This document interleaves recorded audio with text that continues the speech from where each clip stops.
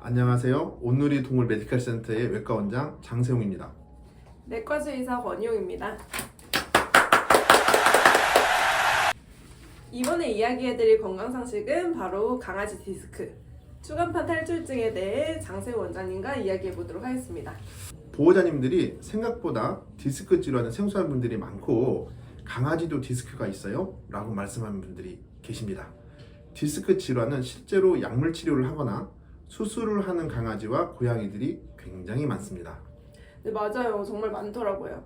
그런데 원장님, 블로그 디스크 케이스들 보면 추간판 탈출증이라고 말하던데 정확히 어떤 명칭이 맞는 걸까요? 추간판 돌출증, 이걸 디스크라고 대부분 알고 계시는데요. 저희가 알고 있는 디스크는 질병명이 아니라 척추와 뼈 사이에 있는 완충작용을 하는 그런 관절을 이어주는 어떤 연골판인데요. 이걸 갖다가 우리가 추간판이라고 얘기합니다. 디스크는 정확한 명칭은 따로 있는데 우리가 이제 디스크를 질환으로 얘기할 때 추간판 탈출증이라고 얘기를 하죠. 그러니까 정상적으로 있는 추간판이 탈출을 해서 병을 유발한다고 생각하시면 되겠습니다. 자, 영상에서는 저희가 이해하기 편하게 디스크라고 이야기를 하도록 하겠습니다. 추간판 탈출증, 오늘 제가 전부 알려드리겠습니다. 네, 이번 영상 꼭 놓치지 마세요. 원장님, 디스크는 정확히 어떤 질환인가요? 네, 디스크는 디스크 질환은 척추뼈 하나하나를 이어주는 디스크라는 구조가 파열되어서 이거 자체가 이렇게 올라가서 위치 이동을 해서 이동에 있는 신경 자체를 압박을 하거나 또는 내부에 있는 물질이 터져서 흘러나와 척수를 압박하는 그런 질환입니다. 디스크는 발생 부위에 따라서 증상이 다르게 나타나는데 목 부위에 척수가 압박되었을 경우에는 목 통증 및 사지의 불안전, 완전마비를 보일 수가 있습니다. 척수가 디스크 물질에 의해 압박받은 정도의 부위, 압박이 지속되는 시간, 빠져나온 디스크 물질 양 등에 따라 예후가 많이 달라집니다. 또 목뼈나 등뼈, 요추 부분에서 통증과 감각 상실을 유발하는 척수 질환이며 심한 경우 마비 증상까지 유발할 수 있습니다. 디스크가 따로 발병되는 원인이 있을까요? 많죠. 굉장히 많이 있는데 특히 발병 원인은 크게 유전적으로 인한 선천적인 요인도 있을 수 있고요. 나이가 들면 생기는 노화적인 문제, 영양 문제 혹은 사고 등에 의한 외상에 의해서 후천적으로 발생한 요인으로 나눌 수 있습니다. 특히 닥스훈트, 패키지, 웰시코기 등 허리가 길고 다리가 짧은 체형을 가진 품종의 경우 발병 위험성이 좀 더 높지만 세퍼트나 레브라도 리트리버 등 다른 견종에서도 발생할 수 있습니다. 그러면 디스크가 발생하게 되면 대표적인 증상들이 뭐가 있을까요? 다양한 증상들이 나타나게 되지만 특히 후지마비와 보행실조를 대표적인 증상으로 가지고 있으며 그 밖에도 고개를 숙이거나 만지려고 할 때 아파하며 예민해하고 소리를 지르고 몸을 떠는 증상을 볼 수 있습니다.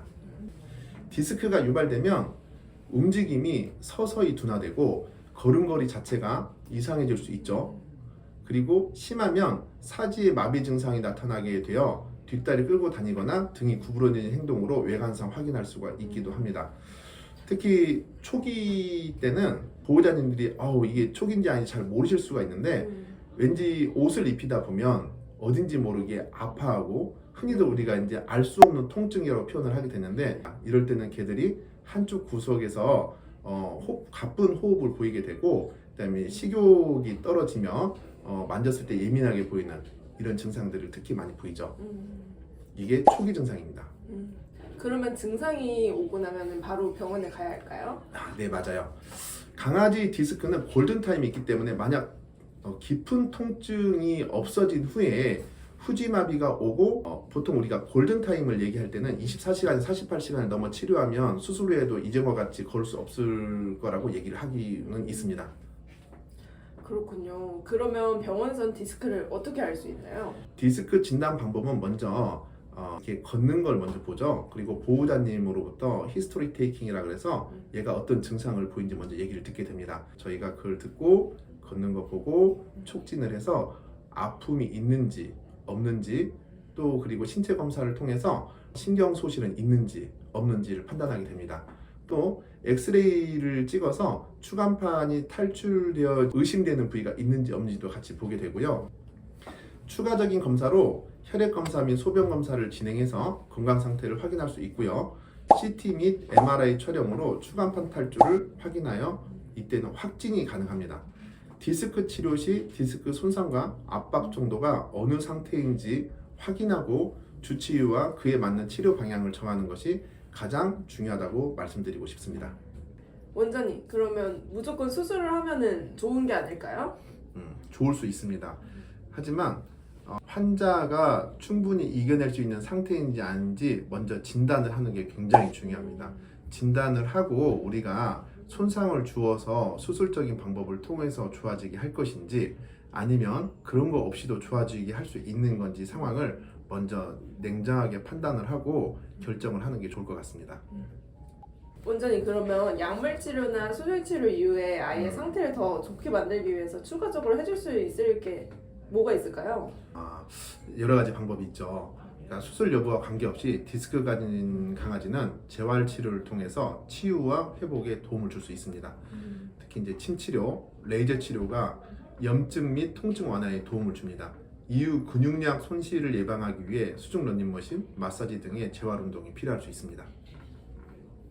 저희 온누리는 특히 재활치료 시설이 너무 잘 되어 있어서 좋은 것 같아요. 그래요? 그럼 디스크 예방법에는 무엇이 있을까요? 디스크에 걸리기 쉬운 품종의 경우 건강하게 마른 체형을 유지해야 되고요. 그러니까 많이 뛰거나 점프하거나 애들은 사지보행 동물이잖아요. 네. 이렇게 다녀야 되는데 이렇게 다니게 되면 척추에 무리가 많이 되겠죠. 이렇게 되지 않도록 평상시에 신경을 많이 써주시는 게 굉장히 중요합니다. 네, 보호자가 계속 아이를 잘 살피고 세심하게 보살펴야겠네요. 저희 이렇게 강아지 디스크, 추간판 탈출증에 대해 알려드렸는데요. 영상에 대해 다른 궁금한 점이 있으시다면 댓글로 남겨주시면 답변 드리겠습니다. 영상 잘 보셨다면 좋아요와 구독, 알람 설정까지. 설정까지. 이렇게?